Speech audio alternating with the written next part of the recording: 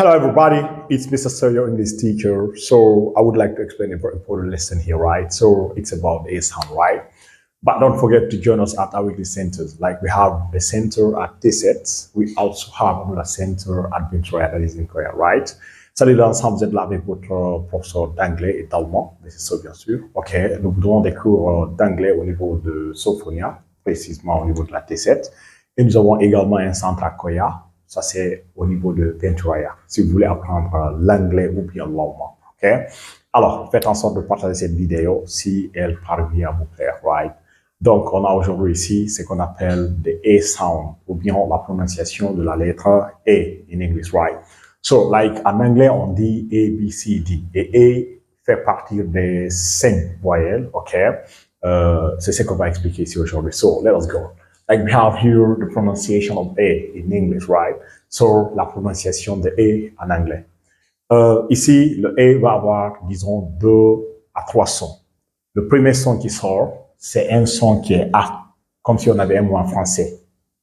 Right? Alors, si on a H-A-T, on va dire hat. Et là, pour qu'on dit hat, on ne dit pas hate, c'est parce qu'après cette voyelle, il n'y a pas eu l'apparition d'une autre. Donc, dès qu'on a une voyelle et après la voyelle, on n'a pas l'apparition d'une autre, on prononce le mot comme si on avait un mot en français. Alors, ici, on va dire hat. Hat, ça veut dire le bonnet. OK? Après cela, nous avons fat. Fat, ça veut dire go. Et pour qu'on dit fat, on dit pas fait. C'est parce qu'après cette voyelle, on n'a pas eu l'apparition d'une autre. Right? Après cela, nous avons plan. Plan, qui veut dire le plan. You understand me? Et là, on n'a pas l'apparition d'une autre voyelle encore. Après cela, nous avons mal, qui veut dire fou, bien déranger. Après, nous avons rat, qui veut dire le rat. Et là, pour qu'on dit rat, c'est qu'en anglais, on dit toujours la dernière lettre. On dit pas rat, but rat. You understand me? Et ici, on dit A, right? Alors, le premier son, on dit A, comme si on avait un mot en français. Et là, on dit cela, c'est parce que tout simplement, après la voyelle, on n'a pas l'apparition d'une autre. OK? Maintenant, dès qu'on a l'apparition d'une autre voyelle, après cette voyelle, on la prononce maintenant en anglais. OK? Là, la voyelle va prendre automatiquement son son en anglais. Parce qu'on dit A, B, C, D, right? Alors, puisqu'il y a une autre voyelle après cette voyelle, on va dire hate. Ça va prendre son son en anglais. Right? Alors, on dit hate. Hate, ça veut dire détester ou bien haïr. OK? Après cela, nous avons fate. Fate. Fate, ça veut dire le destin. Right? Après cela, nous avons plane. Plane. Plane, ça veut dire l'avion. Right? Après cela, nous avons made. Made, ça veut dire fabriquer. Et en dernière position, on a rate. Rate, ça veut dire le taux de natalité. Donc ici, on peut dire ici, ça c'est le son qui est court, qui se ressemble à une prononciation française.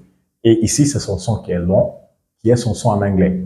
Donc ici, on dit hat, et ici, on dit hate, fat, fate, plan, plane, mad, made, rot, rate. OK? Et également, on a un autre son. Si on a A plus Y en anglais, ça donne le son A. OK? A plus Y, ça donne le son A. Right? Alors, si on a ici A, Y, après on met D, ça devient quoi? Ça devient day. OK? Ici, pour les francophones, on ne dit pas die, but we say day, right? Alors, partout on a A, Y, c'est A only, right?